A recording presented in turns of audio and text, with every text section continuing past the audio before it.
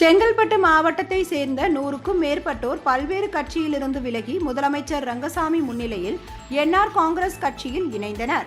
வரும் 2026ஆம் ஆண்டு நடைபெறவுள்ள சட்டமன்ற பொதுத் தேர்தலில் என்ஆர் காங்கிரஸ் கட்சி தமிழகத்திலும் போட்டியிடும் என கட்சியின் நிறுவன தலைவரும் புதுச்சேரி முதலமைச்சருமான ரங்கசாமி அறிவித்திருந்தார். இதையடுத்து தமிழகத்தின் பல்வேறு பகுதிகளிலும் தொண்டர்கள் என்ஆர் காங்கிரஸ் கட்சியில் இணைந்து வருகின்றனர்.